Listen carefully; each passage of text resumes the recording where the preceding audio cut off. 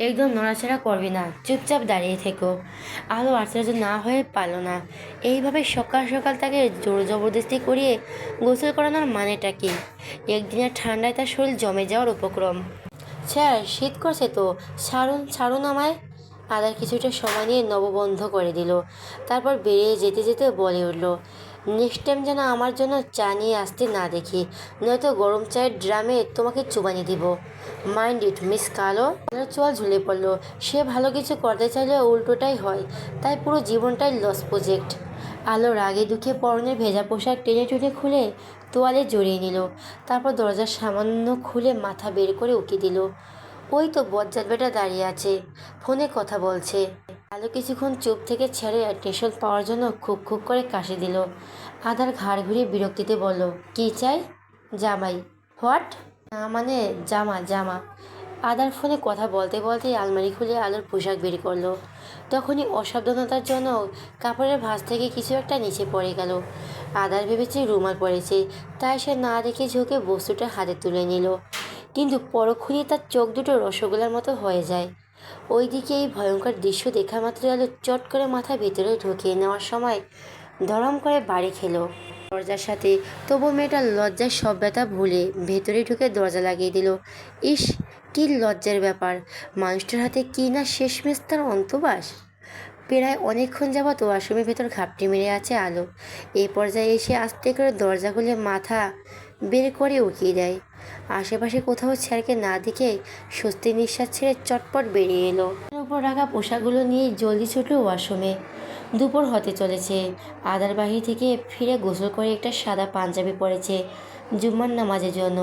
প্রতি সপ্তাহে দুই দাদা নাতি সেম পাঞ্জাবি পরে মসজিদে যায়। আজও সে তার ব্যতিক্রম হলো না। পাঞ্জাবি দু হাতা বাহুতে গুটিয়ে রাখতে রাখতে সিঁড়ি বেয়ে নামছে আধার। ভেজা চুলগুলো সুন্দর করে ছেট করে রাখা, রক্তিম নিচে ঠোঁট কামড়ে ভুরু কুচকে নিজের কাজ করতে ব্যস্ত। অন্যদিকে কেউ একজন যে তার দিকে অপলক নয়নে চেয়ে আছে, সেদিকে কোনো খেয়ালই নেই। এই মেয়ে, এটা কি করছো তুমি? সব পানি তো নিচে পড়ে যাচ্ছে, তোমার ধ্যান কোথায়? তাহমিনা খান চিলিয়ে উঠলেন। এতে ভড়কে গেল আলো। চটজলদি নজর সামনে থেকে সরিয়ে এনে নিজের হাতের দিকে তাকায়। সে তো ডাইনিংয়ে এসে পানি খাওয়ার জন্য গিলাসে পানি ঢালছিল, কিন্তু জগের পানি গিলাসে পড়ার বদলে টেবিলেও পড়েছে। আলো দাঁত দিয়ে জিহ্বা কেটে দুটো জগ নামিয়ে আমতা আমতা করে বলল, আসলে মা খেয়াল করিনি, আমি খুব দুঃখিত। এখন এই জায়গাটা পরিষ্কার করে দিচ্ছে। কথা বলে আলো তড়িঘড়ি করে রান্নাঘরে ছুটতে চাইলো। খেয়াল করলো শেফালি সাজি কাপড় ও ওয়াইপার নিয়ে এসে জায়গাটা পরিষ্কার করে দিচ্ছে। এটা দেখে আলো মনে মনে হাসলো। এই মানুষটা তাকে সবসময় সাহায্য করে এসেছে এবং করছেও। সে সত্যি এই মানুষটার প্রতি মন থেকে কৃতজ্ঞ, তাকে ভালোবাসা ও আগলে রাখার জন্য। তা আজকাল আমার নাত বউয়ের মনটা কোথায় থাকছে? নিশ্চয় বরের কাছে। দাদাজানের কথা শুনে আলো আর চোখে দূরে গম্ভীর মুখে দাঁড়িয়ে থাকা মানুষটির দিকে তাকিয়ে ধীরে কণ্ঠে বলল, ভুল ভাবছো দাদাজান, তোমার বেরসিক নাতির কাছে আমার মনটা রাখতে বয়ে গেছে। ওনার কাছে পারলে আমি আমার মাথায় একটা চুলও রাখবো না, নয়তো দেখা যাবে তোমার নাতি অতি ভদ্র নাতি চুলগুলো পুড়িয়ে ফেলেছে। সোহরাব খান শব্দ করে হেসে উঠলেন। আদার গম্ভীর কণ্ঠে বলো, তোমার হাসা শেষ হলে এখন যাও। যাক দাদাজান। সোহরাব খান মাথা নাড়িয়ে বলো, চলো। অন্তঃপর দুই দান্নানাতেই বেরিয়ে গেল। বাড়ির পাশে মসজিদ হওয়ায় গাড়ি নিয়ে যেতে হয় না, গল্প করতে করতে হেঁটেই চলে যাওয়া যায়। সোহরাব খান হাঁটার সময় কিছু একটা অনুভব করে ঘাড় ঘুরিয়ে পেছনে তাকায়। তিনি ঠিকই ধরেছিলেন, আলো গুটি গুটি পায়ে এগিয়ে আসছে। আজও কিন্তু জিলাপি নিয়ে এসো দাদাজান। আলো কাছে এসে ফিসফিসিয়ে কথাটি বলে। সেটা শুনে সোহরাব খান কিছু একটা ভেবে বললেন, আমার তো বয়স হচ্ছে, এই বয়সে জিলাপি নেওয়ার জন্য লাইনে দাঁড়িয়ে থাকতে পা জোড়া টন টন করে। তুমি বরং আজ তোমার স্বামীকে বলো, দেখো কি বলে। আলোর ঠোঁট উল্টালো, তবুও সাহস করে এগিয়ে গেল মানুষটার দিকে। স্যার। আলোর ডাকে পাশে ফিরে তাকায় আধার। বলল, কি চাই? জিলাপি। মানে? মানে আসার সময় মসজিদ থেকে জিলাপি নিয়ে আসবেন আমার জন্য। মেয়েটার এহেন কথা শুনে আধার নাক মুখ কুঁচকে বলো, হোয়াট ননসেন্স! আমি কিনা এখন তোমার জন্য মসজিদের লাইন ধরে জিলাপি আনবো? সিরিয়াসলি, এটা তুমি ভাবলে কিভাবে? এমন ভাব করছেন যেন আমি আপনাকে জিলাপির বদলে জুতা চুরি করে নিয়ে আসতে বলেছি। জুতা কেন? আমি একটা পিঁপড়েও আনবো না। বলি আদা সেখানে থেকে চলে গেল। আলো অসহায় চোখে দাদাদানের দিকে তাকায়। সোরাব খান এগিয়ে এসে মেয়েটার মাথায় হাত বুলিয়ে দৃঢ় কণ্ঠে বলল, মন খারাপ করো না, আমার বিশ্বাস ও তোমার জন্য জিলাপি নিয়ে আসবে। আর যদি না নিয়ে আসে তাহলে তাহলে আমি আনবো। আলো মুচকি এসে বলল, তোমাকে কষ্ট করতে হবে না দাদাজান, আমি খাবো না। নিজের বাড়িতে যখন যাব তখন বাবা চাচা ভাইকে বললেই অনেকগুলো নিয়ে আসবে। আচ্ছা তুমি এখন যাও, উনি তো রাগ করে তোমাকে রেখেই চলে গেলেন, পাষাণ লোক একটা। আলো দুপুরে নামাজ পড়ে টেবিলে আলো দুপুরে নামাজ পড়ে টেবিলে বসেছে বই খাতা নিয়ে। 4 দিন পর ইনকোর্স পরীক্ষা, কম নাম্বার পেলে আবার ওই লোকটা উঠতে বসতে খোঁটা দিবে। তাই সে আপাতত পড়াশোনায় মনোযোগী হওয়ার চেষ্টা করছে। পড়ার এক ফাঁকে খেয়াল করলো তার সামনে 5টা ঠোকা রাখা হয়েছে। মেয়েটির চোখ বড় বড় করে মাথা তুলে স্বামীর মুখের দিকে তাকায়, অবিশ্বাস্য সুরে আওড়ালো, আপনি আপনি আমার জন্য জিলেপি নিয়ে এসেছেন, তাও এতগুলো? আধার কিছু না বলে সরে গেল। পরনের পাঞ্জাবির বোতাম খোলা, আর মসজিদের নাম করে আবার কোনো দোকান থেকে কিনে নিয়ে আসেননি তো? এবারও নিরুত্তর আধার। সে মূলত নিজের উপর ভীষণ বিরক্ত। একটা মেয়ের জন্য কি না আজ আধার খান জিলেপি নেওয়ার জন্য লাইনে দাঁড়িয়েছিল, এটা ভাবতেও অবাক লাগছে তার। কখনো যেটা ছোট বোনের জন্যও করেনি, আর সেটা এই দুদিনের আসা একটা বাচ্চার মেয়েটার জন্য করেছে। আশ্চর্য। মজা। আচ্ছা স্যার, আপনাকে এতগুলো জিলেপি কেন দিল? আলো কাগজের ঠোঙার ভিতর থেকে ছোট ছোট জিলেপি বের করে খেতে খেতে জানতে চাইল।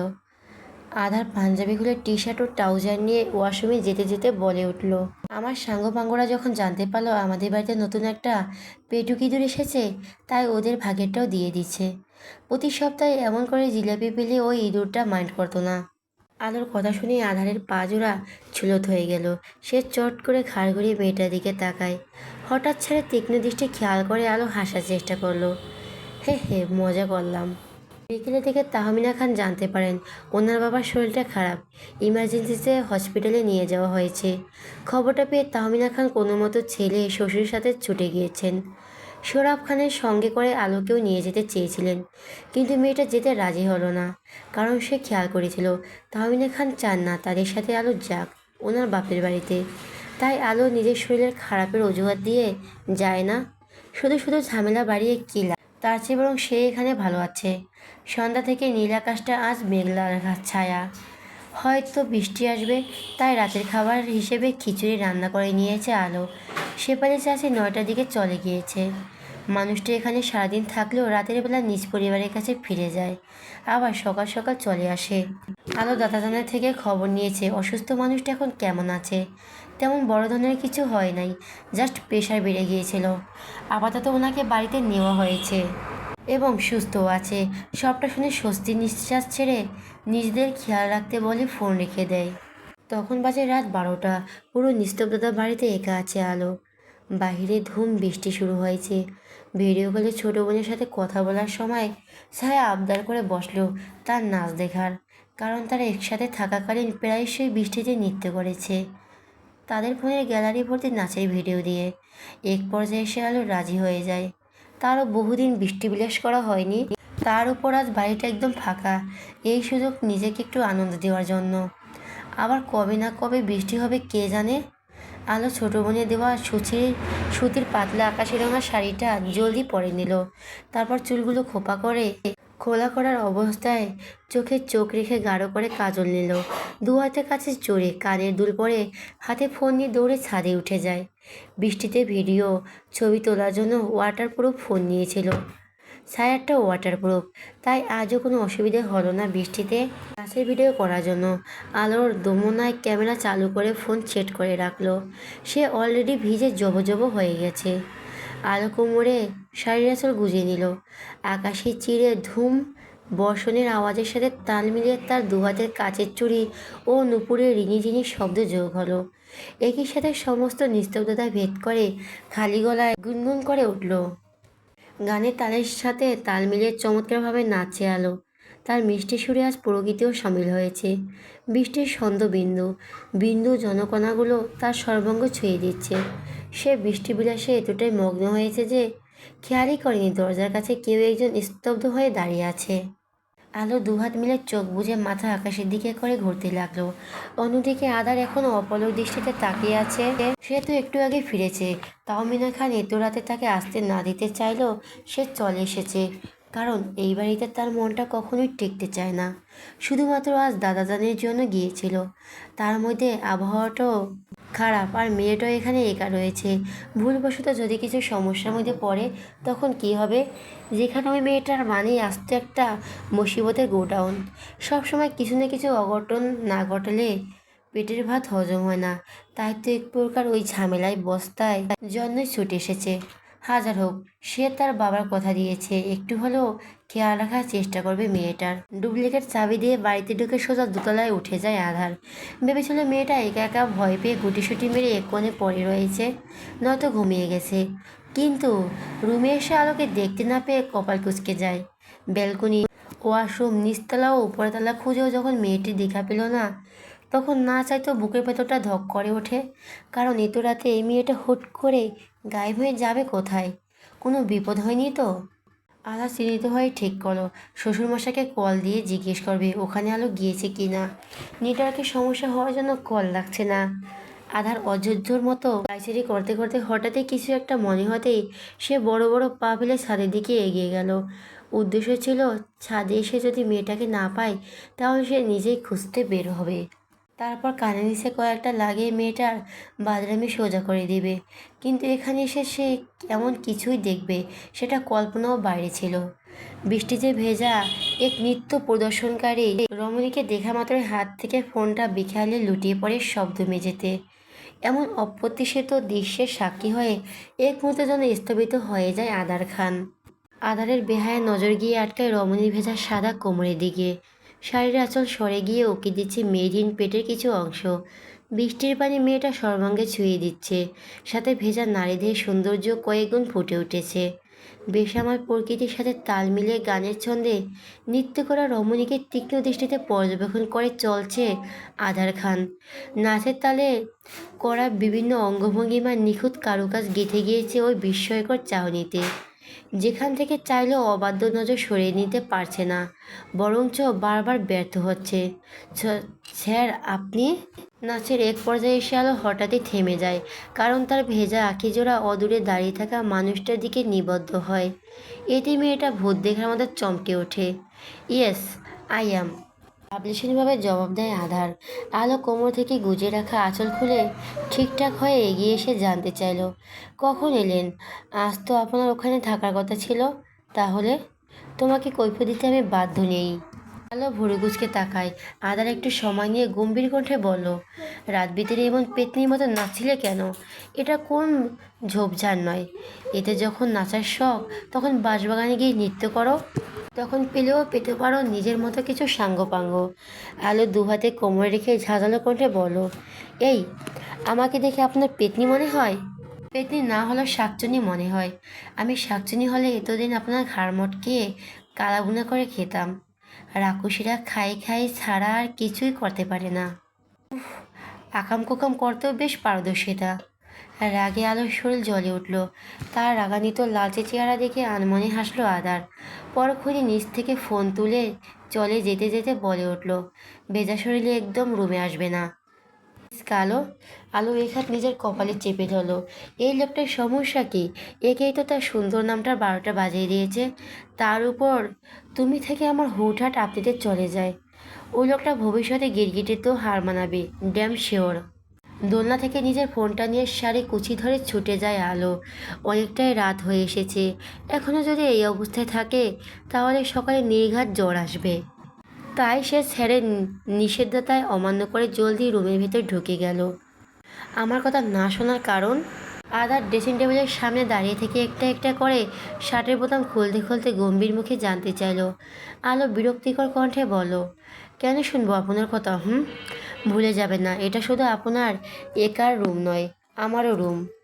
বুঝলাম, এখন চেঞ্জ করে এসে ফ্লোর পরিষ্কার করো। কেন? অযথা শুকনো কার্পেট ফ্লোর ভিজিয়ে দিলে। এই জন্যই তখন রুমে আসতে বারণ করেছিলাম। আলোর চোয়াল ঝরে পড়ল। ফ্লোর ভিজে যাওয়ার ভয়ে কিনা সে সারা রাত এইভাবে থাকতো? এই লোকটার বুকের ভেতর আদৌ হৃদয় আছে তো, নাকি সেটাও নেই? আসলে মানুষটার মধ্যে একটুও মায়া দয়া নেই। যদি থাকতো তাহলে এমন কথা বলার আগে দুবার ভেবে নিত। আলো ফোঁস করে দীর্ঘশ্বাস ছেড়ে নিজের পোশাক নিয়ে দ্রুত ওয়াশরুমের ভিতর চলে গেল। কিছুক্ষণ পর মাথার তোয়ালে পেঁচিয়ে বেরিয়ে এসে ফ্লোর মুছে দিল। আদারও ফ্রেশ হয়ে আসে। ডিনার করেছেন? আলো দাঁড়িয়ে থেকে ভেজা চুলগুলো টাওয়াল দিয়ে মুছতে মুছতে জিজ্ঞেস করলো। আধার এক পলক তাকে ছোট্ট করে বলল, উফ, ডাইনিংয়ে আসুন, আমি খাবার গরম করে দিচ্ছি, খেতে নেই। আলো বাক্যটি শুনে না শোনার ভান করে বলল। বেশ কিছুক্ষণ পর খাবারের প্লেট নিয়ে ভেতরে এলো। আদার সোফায় বসে থেকে ল্যাপটপে একটা ইমেল চেক করছিল। তখন আলোর সামনে থাকা কাছের টি টেবিলের উপর প্লেট লেগে ধীর কণ্ঠে বলল, কাজ শেষ হলে খেয়ে নেবেন, নয়তো খাবার নষ্ট হবে। বললাম তো খিদে নেই, তবু আমার কথাগুলো শুনো না কেন? কারণ আমি আপনার সব কথা শুনতে বাধ্য নই। কথা বলে আলো চুপচাপ বিছানা গিয়ে শুয়ে পড়লো। আদার কিছুক্ষণ মেরে বসে থেকে নিজের কাজে মন দিল, কিন্তু বেশিক্ষণ টিকতে পারল না। খাবারের সুঘ্রাণ এসে বারবার নাকে সুরসুরি দিচ্ছে। আদা এর পর্যায়ে হাল ছেড়ে দিয়ে কোল থেকে ল্যাপটপ সরিয়ে রাখে পাশে। উঠে গিয়ে ওয়াশরুম থেকে হাত ধুয়ে এসে পানির গ্লাস নিয়ে বসে পড়ল। উপর থেকে প্লেট সরাতে দেখতে পেল ধোয়াটা গরম ভুনা খিচুড়ির সাথে বেগুন ভাজা, শুটকি ভর্তা, মুরগির কষা মাংস ও দুটো ইলিশ মাছ ভাজা। তুমি খেয়েছো? আদা স্যারের কথা শুনে আলো কম্পিউটারের ভেতর থেকে মাথা বের করে বলো, না খেলে কি খাইয়ে দিবেন? আদার কপাল কুঁচকে তাকায়। আলো ফিক করে হেসে দিয়ে বলে, মজা করছে, আমি আপনার আগেই খেয়ে নিয়েছি, এখন আপনি খেয়ে আমাকে উদ্ধার করুন। আদার কিছু না বলে চুপচাপ খেতে শুরু করলো।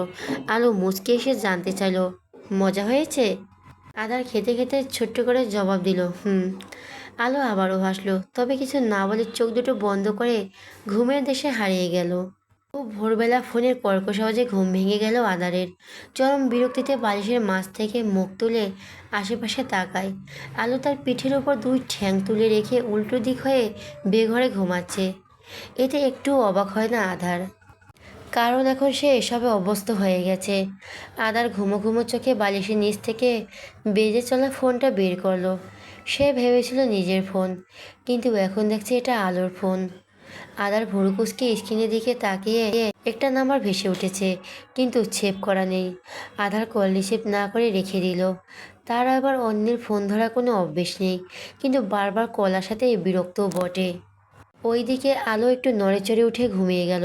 তার অর্ধেক শরীর বিছানায় বাইরে ঝুলছে। আদার তপ্ত শ্বাস ফেলে হাত বাড়িয়ে মেয়েটাকে টেনে নিয়ে এসে ঠিক করে শুয়ে দিল। এই মেয়েটা আবারও পুরো বিছানাতে ঘূর্ণি পাখির মতো ঘুরে বেড়ায়, মুখের সাথে হাত পাও একদম লাগাম ছাড়া। তার এসব ভাবনার মাঝে আবারও ফোনটা বেজে উঠল।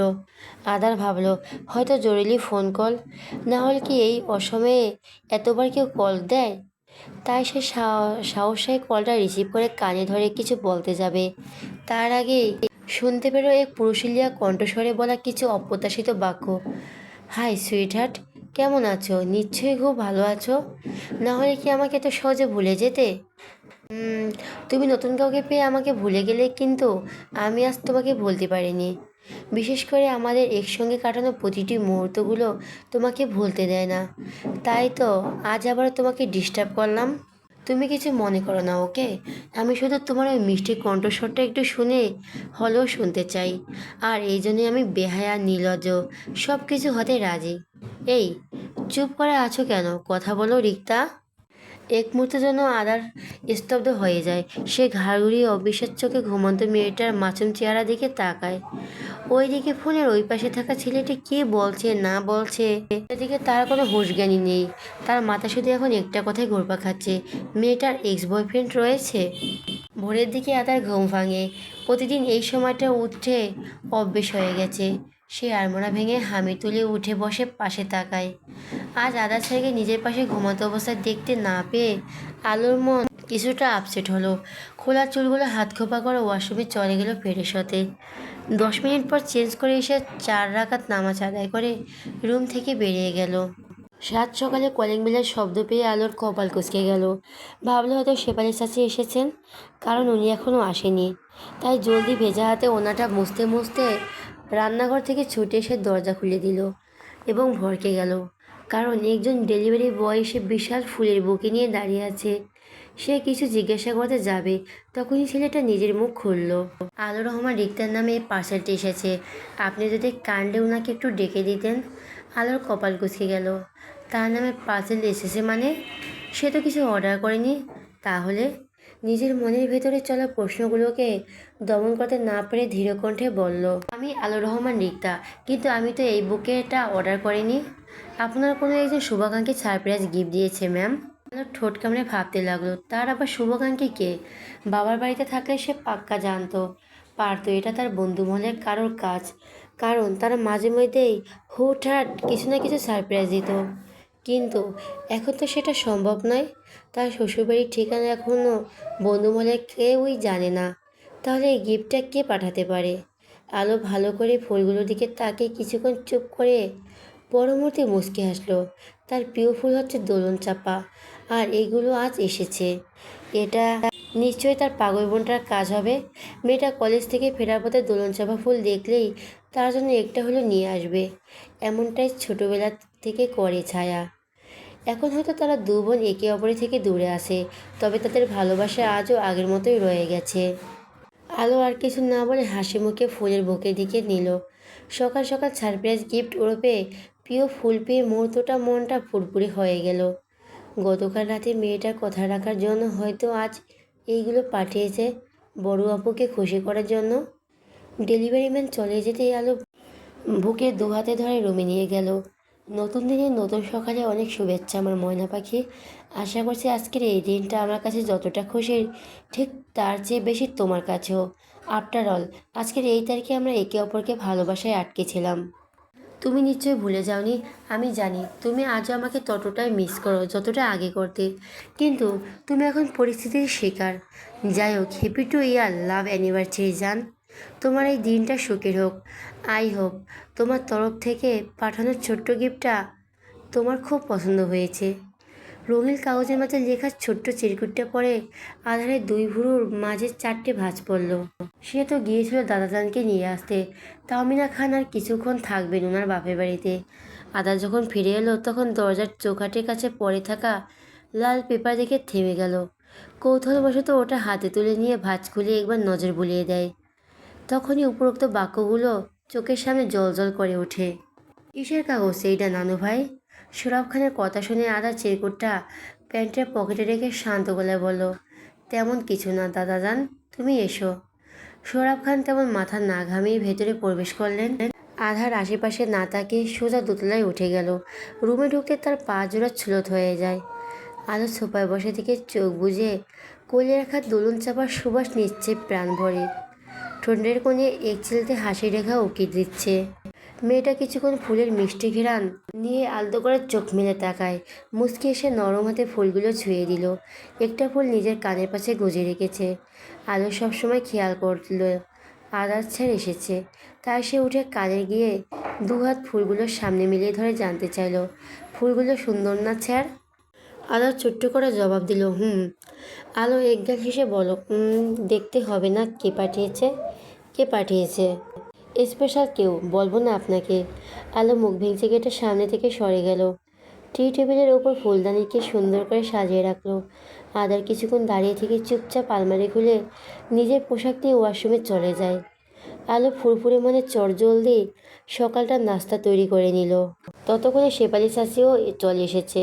নানু ভাই, হঠাৎ করে না খেয়ে কোথায় যাচ্ছ? এসো আগে নাস্তা করে নাও। আদার ছুট বুট পরে রেডি হয়ে বেরিয়ে গেল। তখন ডাইনিং টেবিল থেকে সোহরাব খান নাতের উদ্দেশ্যে কথাগুলো বলে।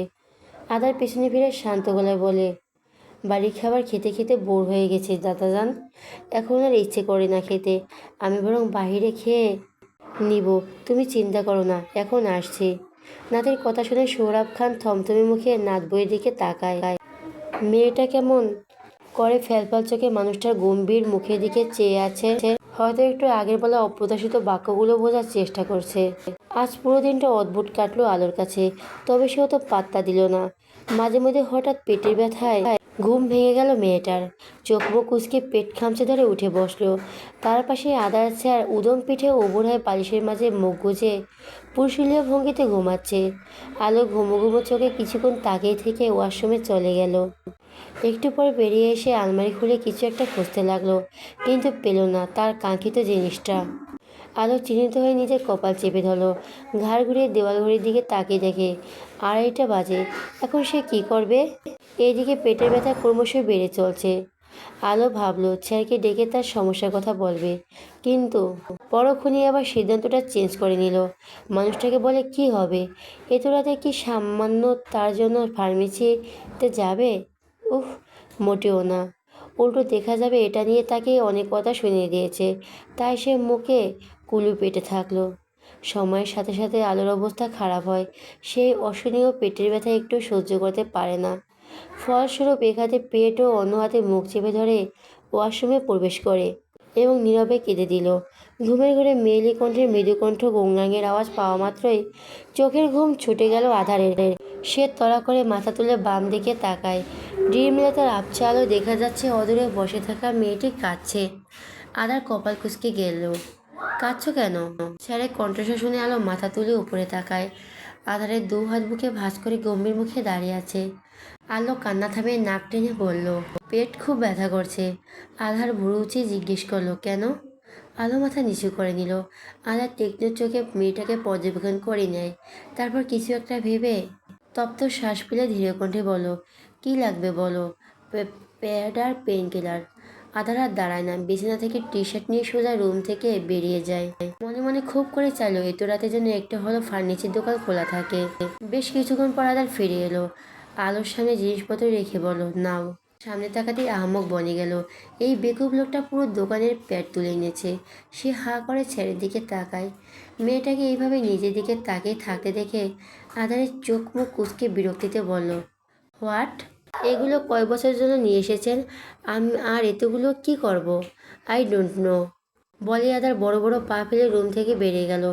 আলো কিছুক্ষণ মেরে বসে থেকে ওয়াশরুমে চলে যায়। এত রাতে ছুপ কোথায় পেলেন স্যার?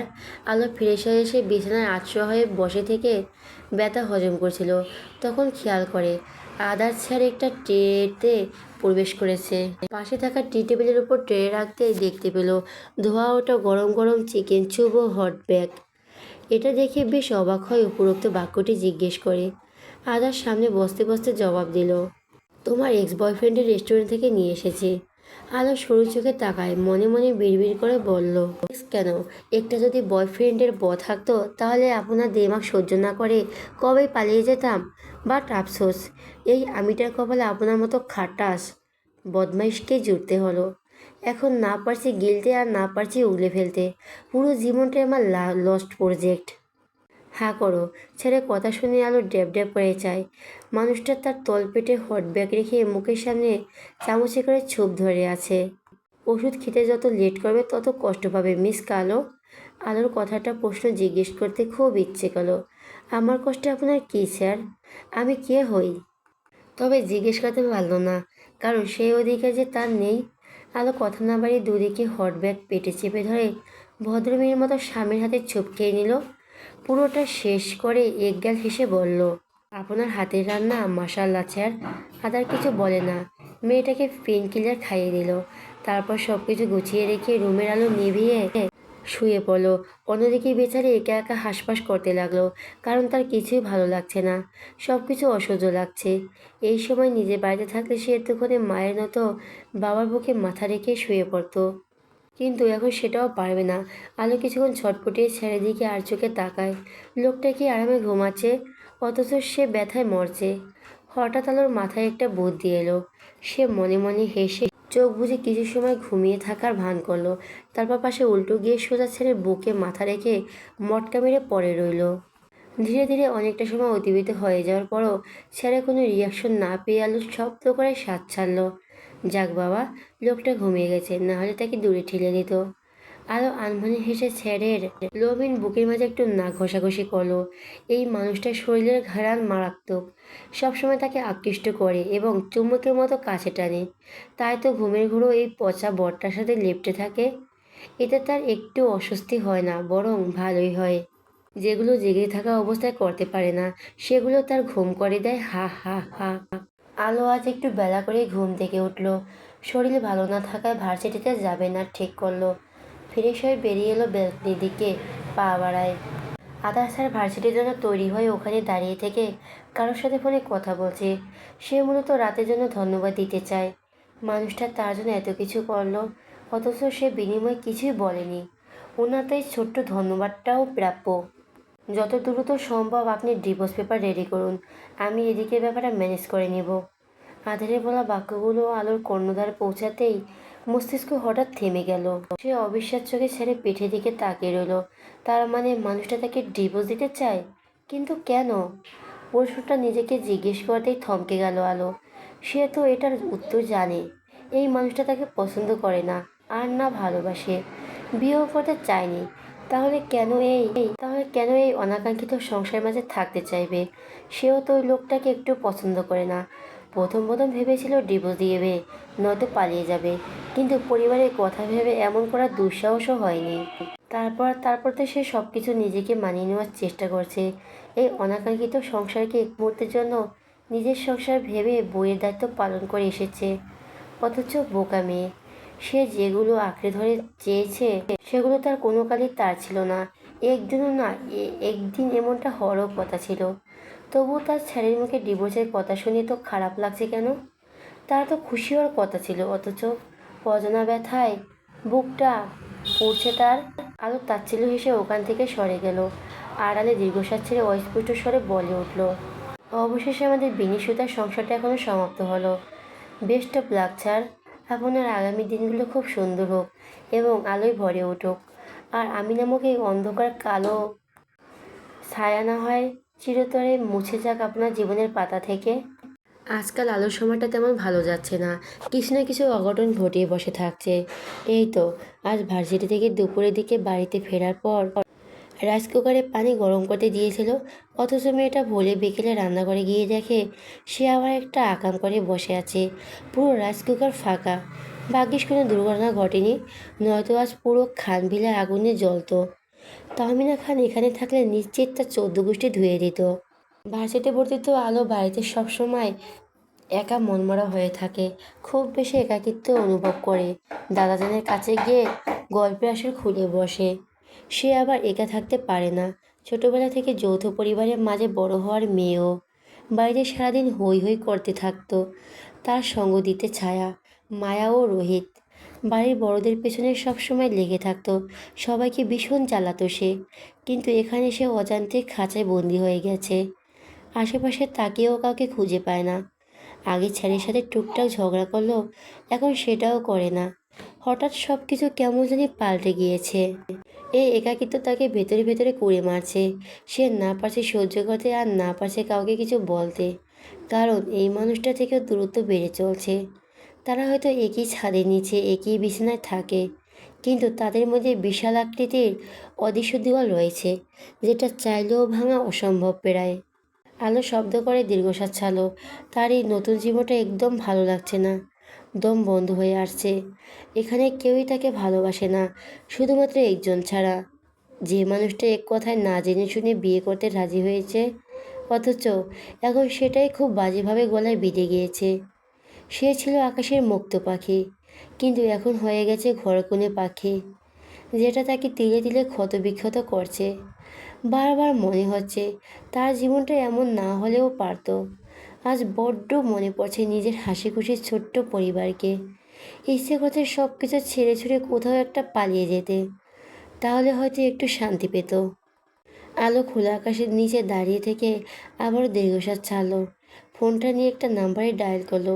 কিছুক্ষণ পর অপর প্রান্ত থেকে রিসিভ হতেই সে কানে গুঁজে ধীরে কণ্ঠে বলল, শুনেছিলাম বিয়ের পর মেয়েরা পর হয়ে যায়, কিন্তু আমার বিশ্বাস ছিল আমি কখনো তোমাদের পর হব না। কিন্তু আফসোস, তোমরা আমাকে পর করে দিলে বাবা। মতিউর রহমান অফিসে ছিলেন। সে সময় ভর সন্ধেবেলা বড় মেয়ের ফোন কল পেয়ে কিছুটা অবাক হন, কারণ আলো সবসময় রাতে কিংবা সকালেই কল দেন। তিনি আর সময় নষ্ট না করে তড়িঘড়ি করে কল ধরে কিছু বলতে যাবে, তখনই মেয়েটা কথা শুনে থমকে যায়। পর মুহূর্তেই বললেন, তুমি আমাদের মেয়ে ছিলে, আছো এবং ভবিষ্যতে থাকবে। তুমি কখনো পর হবে না আমাদের কাছে। আলো কিছু না বলে চুপ করে থাকলো।